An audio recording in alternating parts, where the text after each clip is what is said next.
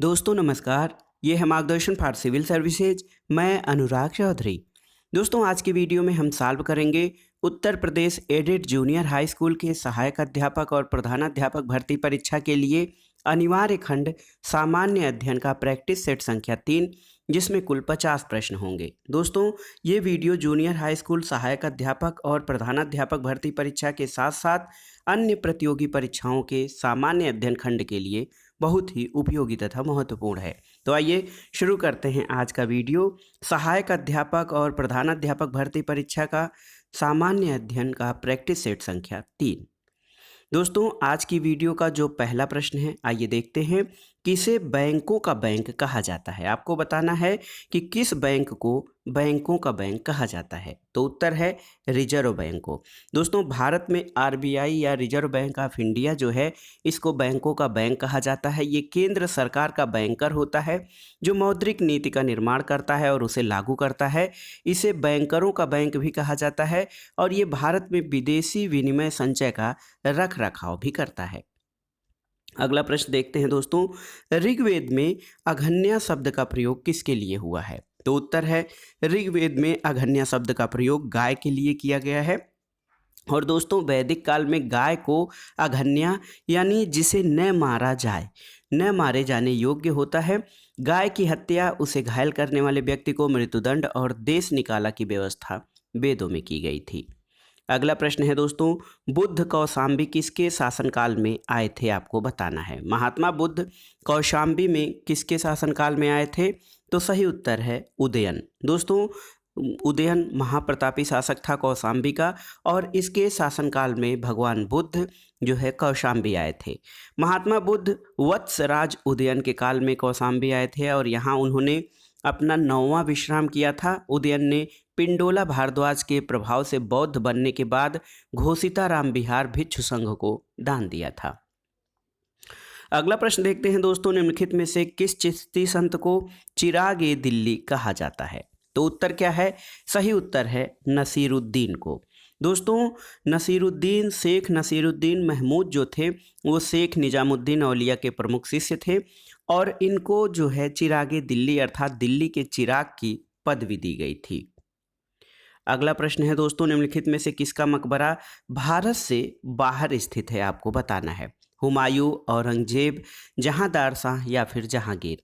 तो सही उत्तर है दोस्तों ऑप्शन डी, जहांगीर का मकबरा भारत से बाहर स्थित है और ये लाहौर में रावी नदी के किनारे शहादरा नामक स्थान पर स्थित है। दोस्तों जहांगीर की मृत्यु 1627 में हुई थी। जहांगीर का मकबरा नूरजहां ने बनवाया था। अगला प्रश्न है, सत्यार्थ प्रकाश एक पुस्तक है, ये किस समाज की या किस धर्म से संबंधित पुस्तक है? तो सही उत्तर है दोस्तों सत्यार्थ प्रकाश दयानंद सरस्वती द्वारा लिखी गई आर्य समाज की बाइबिल मानी जाती है। दोस्तों सत्यार्थ प्रकाश जो है आर्य समाज का प्रमुख ग्रंथ है। स्वामी दयानंद सरस्वती द्वारा इसे हिंदी भाषा में लिखा गया था और 1875 में पहली बार इसको प्रकाशित किया गया था। वेदों की ओर लौटो यानी बैक टू द वेदास का नारा स्वामी दयानंद सरस्वती ने दिया था। अगला प्रश्न है, निम्नलिखित में से कौन भारतीय राष्ट्रीय कांग्रेस की प्रथम महिला अध्यक्ष थी? तो दोस्तों देखिए, अगर जो भारतीय राष्ट्रीय कांग्रेस की प्रथम महिला अध्यक्ष की बात की जाए तो श्रीमती एनी बेसेंट थी, लेकिन प्रथम भारतीय महिला जो राष्ट्रीय कांग्रेस की अध्यक्ष बनी तो वो सरोजनी नायडू थी। दोस्तों एनी बेसेंट जो थी, इनको कांग्रेस के 32वें अधिवेशन जो कि 1917 में, देखिए 1917 में कोलकाता में आयोजित हुआ था, उसकी अध्यक्षता श्रीमती एनी बेसेंट ने की थी। अगला प्रश्न है दोस्तों, उस भारतीय का नाम क्या था जिसने तीनों गोलमेज सम्मेलनों में भाग लिया था? तो उत्तर है बाबा साहब डॉक्टर भीमराव अंबेडकर। डॉक्टर भीमराव अंबेडकर दोस्तों तीनों गोलमेज सम्मेलनों में भाग लिए थे और पहला गोलमेज सम्मेलन 1930 में लंदन में, दूसरा 1931 में आयोजित किया गया था और दूसरे गोलमेज सम्मेलन में महात्मा गांधी ने भी भाग लिया था। अगला प्रश्न एक महत्वपूर्ण पुस्तक है, स्प्रिंगिंग टाइगर। दोस्तों स्प्रिंगिंग टाइगर जो है ये किस महापुरुष की या किस क्रांतिकारी की जीवनी है? आपको बताना है। तो सही उत्तर है स्प्रिंगिंग टाइगर दोस्तों नेताजी सुभाष चंद्र बोस की जीवनी है और इसके लेखक हुई टोए हैं। ह्यू टोए हैं और ये सुभाष चंद्र बोस के जीवन वृत्त पर आधारित है। टुवर्ड्स स्ट्रगल जो है ये जयप्रकाश नारायण की पुस्तक है। सुभाष चंद्र बोस ने द इंडियन स्ट्रगल नामक पुस्तक लिखा था और राजेंद्र प्रसाद द्वारा लिखी गई पुस्तक इंडिया डिवाइडेड है। और एक पुस्तक देखिए इंडिया विंस फ्रीडम, ये अबुल कलाम आज़ाद की कृति है। अगला प्रश्न है दोस्तों, भारत की संविधान निर्मात्री सभा के अध्यक्ष कौन थे, आपको बताना है। तो सही उत्तर है संविधान निर्मात्री सभा के जो अध्यक्ष थे दोस्तों ये सच्चिदानंद सिन्हा थे। तो देखिए यहाँ पर आपको बताना है कि संविधान निर्मात्री सभा के अध्यक्ष कौन थे। तो पहली बैठक जो 9 दिसंबर 1946 को हुई थी, संविधान सभा की पहली बैठक 9 दिसंबर 1946 को हुई थी और इसकी अध्यक्षता सच्चिदानंद सिन्हा ने की थी। और 11 दिसंबर 1946 को संविधान सभा ने डॉक्टर राजेंद्र प्रसाद को जो है निर्विरोध संविधान सभा का अस्थायी अध्यक्ष चुना था। तो सही उत्तर है डॉक्टर राजेंद्र प्रसाद। अगला प्रश्न है दोस्तों, बधुआ मजदूर उन्मूलन अधिनियम संसद द्वारा कब पारित किया गया था। तो सही उत्तर है 1976 में। महत्वपूर्ण तिथि है, याद कर लीजिएगा। और ये दोस्तों अनुच्छेद 23 के परिप्रेक्ष्य में ये केवल बधुआ श्रमिकों को मुक्त कराना ही नहीं बल्कि उनके पुनर्वास की व्यवस्था करना भी इस अधिनियम का उद्देश्य था। तो सही उत्तर है बधुआ मजदूर उन्मूलन अधिनियम 1976 में पारित किया गया था। अगला प्रश्न बहुत ही आसान है, राज्य व्यवस्था से संबंधित है। किसे भारत का प्रथम विधि अधिकारी कहा जाता है। तो उत्तर क्या है, सही उत्तर है दोस्तों महान्यायवादी। महान्यायवादी यानी अटॉर्नी जनरल जो होता है दोस्तों, संविधान के अनुच्छेद 76 में इसकी व्यवस्था है। और भारत सरकार को कानूनी मामलों में परामर्श देने के लिए राष्ट्रपति जो है अटॉर्नी जनरल या महान्यायवादी की नियुक्ति करता है और ये भारत सरकार का प्रथम विधि अधिकारी होता है। अगला प्रश्न है, निम्नलिखित में से किस एक सदन का जो अध्यक्ष होता है वो गैर सदस्य होता है। तो सही उत्तर है राज्यसभा। दोस्तों राज्यसभा जो है वो संसद का उच्च सदन होता है और राज्यसभा का पदेन अध्यक्ष उपराष्ट्रपति होता है, वो राज्यसभा का सदस्य नहीं होता है। अगला प्रश्न है, राष्ट्रीय विकास परिषद या एनडीसी जिसको कि नेशनल डेवलपमेंट काउंसिल कहा जाता है, इसका संबंध किससे है। तो सही उत्तर है दोस्तों राष्ट्रीय विकास परिषद का संबंध पंचवर्षीय योजनाओं से है। और राष्ट्रीय विकास परिषद का जो दोस्तों स्थापना है ये 6 अगस्त 1952 को किया गया था। राष्ट्रीय विकास परिषद जो है ये 6 अगस्त 1952 को स्थापित किया गया था और इसका अध्यक्ष प्रधानमंत्री होता है और सभी राज्यों के मुख्यमंत्री इसके सदस्य होते हैं। अगला प्रश्न है, वो कौन सी समिति है जिसकी अनुशंसा पर देश में पंचायती राज लागू किया गया था, उसके प्रमुख कौन थे। तो उत्तर है दोस्तों बी.आर. मेहता। बी.आर. मेहता यानी बलवंत राय मेहता समिति की सिफारिश के आधार पर पंचायती राज को लागू किया गया था। दोस्तों सबसे पहले राजस्थान के नागौर जिले में इस व्यवस्था का श्री गणेश भारत के प्रथम प्रधानमंत्री पंडित जवाहरलाल नेहरू ने किया था।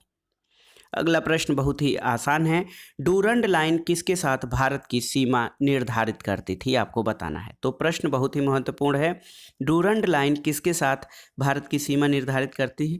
तो ये है दोस्तों अफगानिस्तान। देखिए भारत और पाकिस्तान के मध्य जो अंतर्राष्ट्रीय सीमा का निर्धारण रेडक्लिफ रेखा द्वारा किया गया है और दोस्तों डूरंड रेखा भारत और अफगानिस्तान के मध्य है। मैकमोहन रेखा आप जानते हैं भारत और चीन के मध्य सीमा निर्धारण करती है। अगला प्रश्न आइए देखते हैं, देश के किस राज्य का हिस्सा राष्ट्रीय राजधानी क्षेत्र में शामिल नहीं है। तो यहाँ पर देखिए ऑप्शन देख लेते हैं, दिल्ली, उत्तर प्रदेश, हरियाणा और हिमाचल प्रदेश। तो इसमें आपको बताना है कि जो एनसीआर है, जो राष्ट्रीय राजधानी क्षेत्र है, उसमें किस राज्य का हिस्सा शामिल नहीं है। तो सही उत्तर है हिमाचल प्रदेश। दोस्तों देखा जाए तो राष्ट्रीय राजधानी क्षेत्र में दिल्ली का, हरियाणा का, यूपी का और राजस्थान का इनका हिस्सा शामिल है, लेकिन हिमाचल प्रदेश का हिस्सा एनसीआर में शामिल नहीं है। अगला प्रश्न है, प्रायद्वीपीय भारत की नदियों में सबसे लंबी नदी कौन सी है। तो आप जानते हैं गोदावरी। गोदावरी नदी प्रायद्वीपीय भारत की सबसे लंबी नदी है और ये गंगा के बाद भारत की दूसरी लंबी नदी है। 1465 किलोमीटर लंबी गोदावरी नदी है और ये त्र्यंबकेश्वर महाराष्ट्र के निकट से उद्गम होता है और तेलंगाना और आंध्र प्रदेश में प्रवाहित होती हुई बंगाल की खाड़ी में ये गिरती है।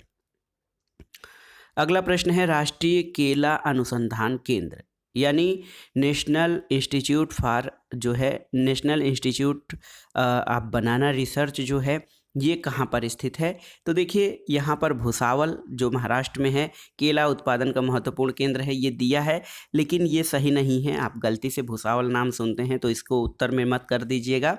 राष्ट्रीय केला अनुसंधान केंद्र जो है दोस्तों ये त्रिची यानी तिरुचिरापल्ली तमिलनाडु में स्थापित किया गया है। अगला प्रश्न है दोस्तों झरिया कोयला क्षेत्र किस राज्य में अवस्थित है?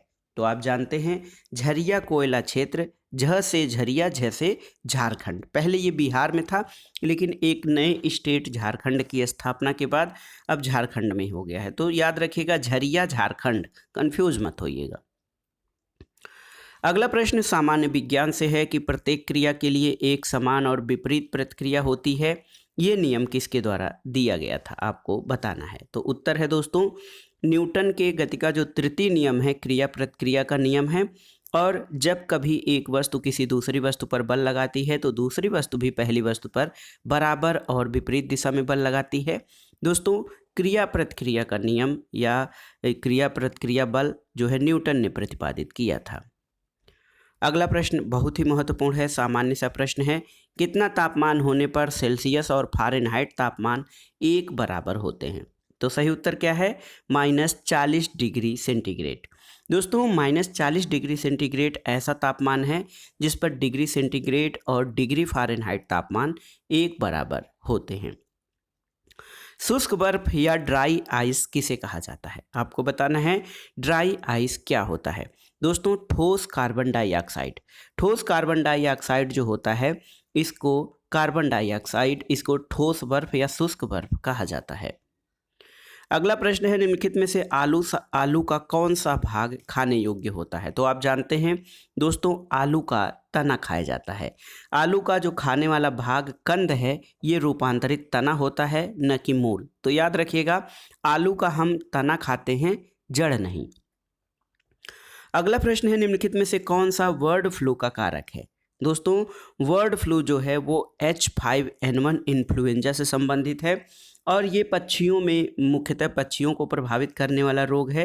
ये मनुष्य को जो है दो तरह से प्रभावित करता है, एक तो मुर्गे मुर्गियों से सीधे मनुष्य को और दूसरा संक्रमित व्यक्ति से दूसरे व्यक्ति के शरीर में पहुंचकर। तो बर्ड फ्लू H5N1 जो है वायरस का कारक है। अगला प्रश्न है पृथ्वी का सर्वाधिक बृहद पारिस्थितिकी तंत्र निम्नलिखित में से कौन सा है? आपको बताना है जलमंडल, जीवोम, स्थल मंडल या जयमंडल। तो यहाँ पे जो ऑप्शन दिए हैं दोस्तों जयमंडल यानी बायोस्फीयर, ये मिट्टी, चट्टान, जल, वायु इन सब का जो पूरा एक हिस्सा होता है जयमंडल, ये सबसे बड़ा बृहद पारिस्थितिकी क्षेत्र होता है। अगला प्रश्न है निम्नलिखित नगरों में से किसमें Indian institute of ecology and environment स्थित है? आपको बताना है कि इंडियन इंस्टीट्यूट ऑफ इकोलॉजी और इन्वायरमेंट कहाँ पर स्थित है। तो सही उत्तर है दोस्तों ये नई दिल्ली में है और इसकी स्थापना याद रखिएगा 1980 में की गई थी। याद रखिएगा Indian institute of ecology and environment जो नई दिल्ली में स्थित है 1980 में स्थापित किया गया था। अगला प्रश्न है प्रतिष्ठित टायलर पुरस्कार किस क्षेत्र में दिया जाता है? सही उत्तर है पर्यावरण सुरक्षा। दोस्तों टायलर पुरस्कार पर्यावरण सुरक्षा और पारिस्थितिकी क्षेत्र में उल्लेखनीय योगदान के लिए दिया जाता है। वर्ष 2020 का ये पुरस्कार पवन सुखदेव और ग्रेटचेन सी डेली इनको दिया गया था। अगला प्रश्न है जैव विविधता के संदर्भ में कौन सा क्षेत्र हॉट स्पॉट यानी तप्त स्थल या उष्ण स्थल माना जाता है? तो दोस्तों भारत में जो जैव विविधता के संदर्भ में हॉट स्पॉट है ये यहाँ पर दोस्तों भारत में पश्चिमी घाट और पूर्वी हिमालय वाले क्षेत्र को माना जाता है। इसमें ऑप्शन पूर्वी हिमालय है, तो सही उत्तर ऑप्शन बी हो जाएगा। आपकी जानकारी के लिए बता दें दोस्तों हॉट स्पॉट शब्द का सबसे पहले प्रयोग नॉर्मन मायर्स ने 1988 में किया था और जैव विविधता हॉट स्पॉट या बायोडाइवर्सिटी हॉट स्पॉट ऐसे क्षेत्र को कहा जाता है जहां पर जीव जंतुओं और पौधों की प्रजातियों की संख्या बहुत अधिक होती है स्थानीय जातियों की अधिकता पाई जाती है, लेकिन इन जातियों के अस्तित्व पर खतरा भी पाया जाता है। ऐसे क्षेत्रों को हॉट स्पॉट कहा जाता है। अगला प्रश्न है, निम्नलिखित में से कौन सा भारतीय कृषि की निम्न उत्पादकता का कारण नहीं है? जनसंख्या का दबाव, प्रच्छन्न बेरोजगारी, सहकारी कृषि और भूजोत का छोटा आकार। तो दोस्तों, भारतीय कृषि की निम्न उत्पादकता के कारणों में जनसंख्या का दबाव, प्रच्छन्न बेरोजगारी और भूजोत का छोटा आकार है, लेकिन सहकारी कृषि जो है ये इसके निम्न उत्पादकता का कारण नहीं है। अगला प्रश्न है, भारत में गरीबी स्तर का निर्धारण कैसे होता है? तो सही उत्तर है, घरेलू उपभोक्ता व्यय के आधार पर भारत में जो है गरीबी स्तर निर्धारित होता है। और योजना आयोग ने ये स्तर जो निर्धारित किया था उसमें ग्रामीण क्षेत्र में 2400 कैलोरी और शहरी क्षेत्र में 2100 कैलोरी प्रति व्यक्ति प्रतिदिन प्राप्त न कर सकने वाले को गरीब माना जाता था। लेकिन अब जो है तेंदुलकर फार्मूला जो सुरेश तेंदुलकर द्वारा प्रतिपादित किया गया था उसमें कैलोरी की दैनिक मात्रा के बजाय प्रति व्यक्ति मासिक उपभोग व्यय के आधार पर गरीबी रेखा का निर्धारण किया जाता है। अगला प्रश्न है, उत्तर प्रदेश में किस स्थान पर एक नाभिकीय ऊर्जा परियोजना स्थित है? तो सही उत्तर है नरौरा। नरौरा दोस्तों बुलंदशहर में स्थित है और ये उत्तर प्रदेश का एकमात्र परमाणु ऊर्जा केंद्र है और इसकी पहली इकाई का प्रचालन 1 जनवरी 1991 को और दूसरी इकाई 1992 को प्रारंभ हुई थी और प्रत्येक इकाई की क्षमता 220 मेगावाट है। अगला प्रश्न है, निम्नलिखित में से कौन सा युग्म सही सुमेलित नहीं है? देखिए, ऑप्शन ए है वाराणसी संस्कृति और धर्म सही सुमेलित है, लखनऊ प्रदेश की राजधानी सही सुमेलित है, झांसी औद्योगिक केंद्र ये सही सुमेलित नहीं है, मुरादाबाद पीतल उद्योग का प्रमुख केंद्र है, इसको पीतल नगरी भी कहा जाता है। दोस्तों, झांसी औद्योगिक केंद्र इसलिए नहीं है, वैसे छोटे मोटे उद्योग तो हैं लेकिन अभी औद्योगिक केंद्र के रूप में झांसी स्थापित नहीं हुआ है, तो ऑप्शन सी आपका सही सुमेलित नहीं है। अगला प्रश्न है दोस्तों, किसे प्लास्टिक मनी कहा जाता है? तो आप जानते हैं क्रेडिट कार्ड हम सभी उपयोग करते हैं, क्रेडिट कार्ड को प्लास्टिक मनी कहा जाता है। प्लास्टिक मनी नकद या मुद्रा का एक विकल्प है जिसकी सहायता से वस्तुओं और सेवाओं की खरीदारी की जाती है। Credit card, debit card, smart card ये सारे जो हैं दोस्तों प्लास्टिक मनी के अंतर्गत आते हैं। अगला प्रश्न, कौन सा कीट नहीं है? खटमल, मकड़ी, घरेलू मक्खी या फिर मच्छर आपको बताना है। तो सही उत्तर है मकड़ी। मकड़ी स्पाइडर जो है ये एरेक्निडा वर्ग में आता है और आर्डर एरेनी का एक जंतु है। और दोस्तों मकड़ी जो है परभक्षी होती है, प्रीडेटर्स होती हैं और दोस्तों कीट वर्ग में नहीं आती हैं। मकड़ी कीट वर्ग के नहीं आती है, कीट वर्ग में इसके 8 पैर होते हैं जबकि कीट वर्ग के जंतुओं में 6 पैर होते हैं। अगला प्रश्न है, भूपर्पटी में बहुतायत से पाया जाने वाला रासायनिक तत्व कौन सा है? ऑक्सीजन, एल्यूमिनियम, लोहा या फिर सिलिकॉन? तो सही उत्तर है भूपर्पटी में बहुतायत से ऑक्सीजन की मात्रा पाई जाती है और भार प्रतिशत के आधार पर ये 46.71% और सिलिकॉन उसके बाद 27.69%, एल्यूमिनियम 8.07% और लोहा 5.05% पाया जाता है। अगला प्रश्न देखते हैं दोस्तों, दिसंबर 2020 में प्रसार भारती के सीईओ शशि शेखर वेम्पति को किस प्रमुख ब्रॉडकास्टिंग यूनियन का उपाध्यक्ष चुना गया है? तो सही उत्तर है option B, Asia Pacific Broadcasting union.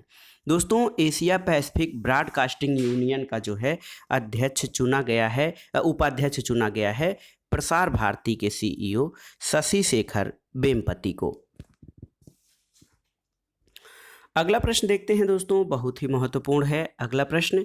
आइए, 18 दिसंबर 2020 को एशियाई विकास बैंक एडीबी और भारत सरकार ने उत्तर प्रदेश में उपभोक्ताओं को विश्वसनीय विद्युत आपूर्ति प्रदान करने के उद्देश्य से ग्रामीण बिजली वितरण नेटवर्क में सुधार करने के लिए कितनी राशि पर हस्ताक्षर किए हैं? तो सही उत्तर है दोस्तों ये अमाउंट जो है वो $300 मिलियन। ऑप्शन सी आपका सही उत्तर है। $300 मिलियन के समझौते पर उत्तर प्रदेश और एडीबी यानी जो है भारत सरकार ने उत्तर प्रदेश में विश्वसनीय विद्युत आपूर्ति के लिए एशियाई विकास बैंक से समझौते पर हस्ताक्षर किए हैं।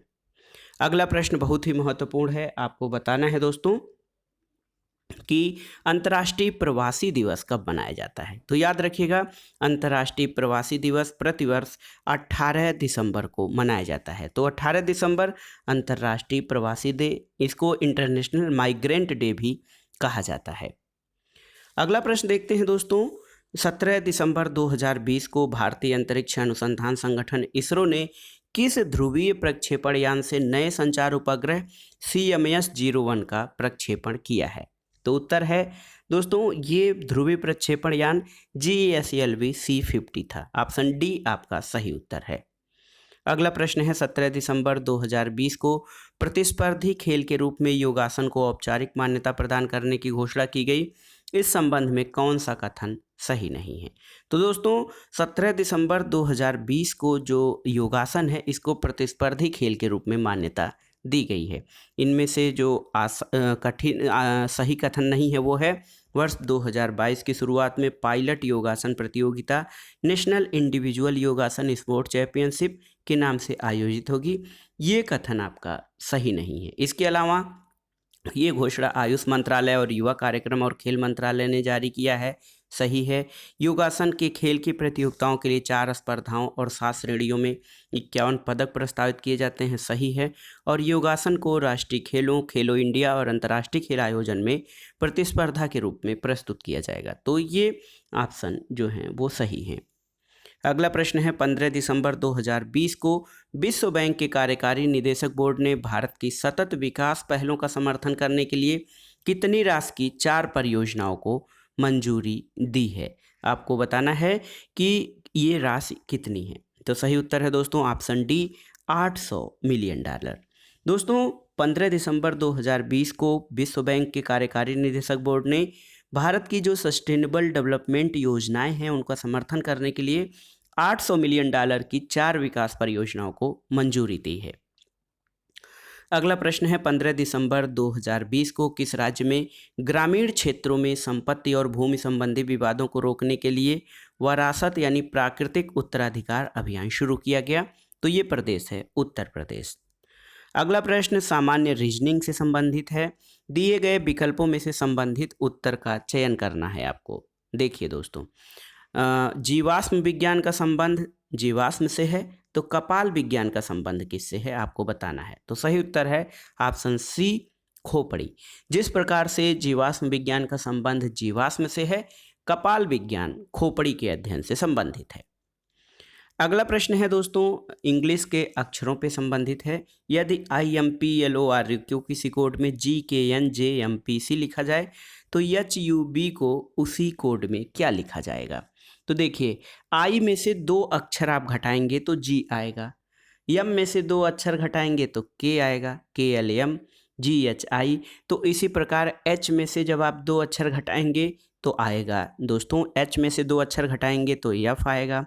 U में से 2 अक्षर आप जब घटाएंगे तो S आएगा, और B में से 2 अक्षर घटाएंगे तो पीछे से आइए Z आएगा, FZ FSZ ये सही उत्तर हो जाएगा।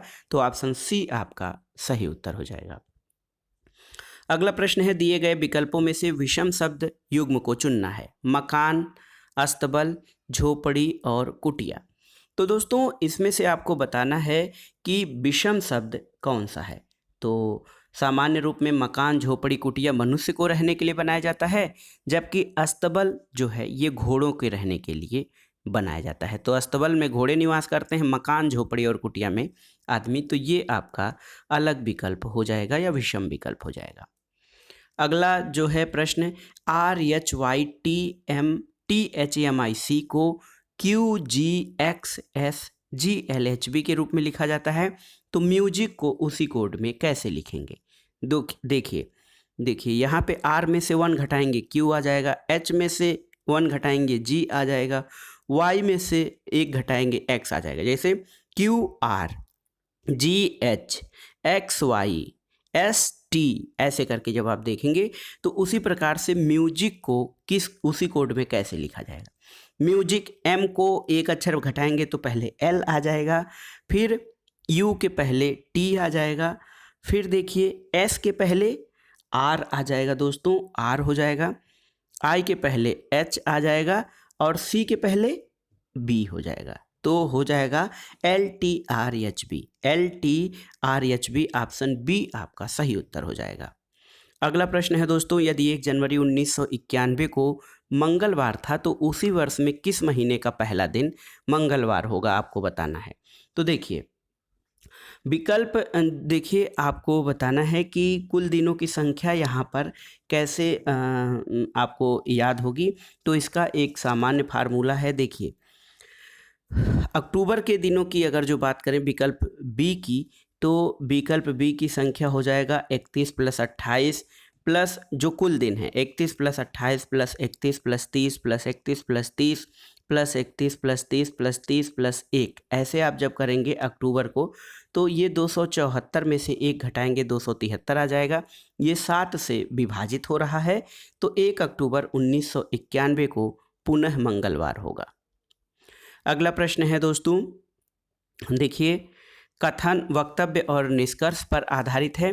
कथन है कि शिक्षक शिक्षण में अभ्यास और भावात्मक लगाव के महत्व को अपने अनुभव से अच्छी तरह समझते हैं, और निष्कर्ष है शिक्षण में भावात्मक लगाव अभ्यास के बराबर महत्वपूर्ण नहीं है। दूसरा निष्कर्ष है कि शिक्षक शिक्षण में अभ्यास की आवश्यकता को समझते हैं। तो इसमें आपको बताना है कि कौन सा निष्कर्ष निकलता है। तो सही उत्तर है दोस्तों, देखिए शिक्षक शिक्षण में अभ्यास और भावात्मक लगाव को अपने अनुभव से अच्छी तरह समझते हैं। इसका निष्कर्ष ये है कि जो शिक्षक हैं वो शिक्षण में अभ्यास की आवश्यकता को समझते हैं। तो केवल जो विकल्प 2 है, निष्कर्ष 2 है, ये आपका सही होगा। तो ऑप्शन डी आपका सही उत्तर हो जाएगा। जब आप कथन पढ़ेंगे तो आपको आसानी से उत्तर की समझ हो जाएगी। इस वीडियो का आखिरी प्रश्न है, 2 वर्षीय महात्मा गांधी नेशनल फेलोशिप 2021 से 2023 किस मंत्रालय द्वारा शुरू की गई है। तो सही उत्तर है दोस्तों कौशल विकास और उद्यमिता मंत्रालय। ऑप्शन ए आपका सही उत्तर है। ये 13 फरवरी 2021 को कौशल विकास और उद्यमिता मंत्रालय ने 2 वर्षीय महात्मा गांधी नेशनल फेलोशिप का शुभारंभ किया है और इसे पूरे भारत के 660 से अधिक जिलों में राष्ट्रीय स्तर पर रोल आउट किया जाएगा। तो दोस्तों ये था आज का वीडियो, और इस वीडियो में आपने क्या सॉल्व किया, Uttar Pradesh added junior high school के सहायक अध्यापक और प्रधानाध्यापक के लिए जो सबके लिए अनिवार्य विषय है सामान्य अध्ययन, उससे संबंधित जो आने वाले 50 प्रश्न हैं उनको आपने सॉल्व किया। ये वीडियो अन्य प्रतियोगी परीक्षाओं के लिए भी, बैंक, एसएससी, रेलवे आदि के लिए भी बहुत ही उपयोगी तथा महत्वपूर्ण है। आप इन प्रश्नों को तैयार कर लीजिएगा। वीडियो आपको कैसा लगा हमें कमेंट बॉक्स में ज़रूर बताइएगा। वीडियो को लाइक करें, शेयर करें और इस चैनल मार्गदर्शन फॉर सिविल सर्विसेज को सब्सक्राइब करें। वीडियो देखने के लिए धन्यवाद दोस्तों, नमस्कार।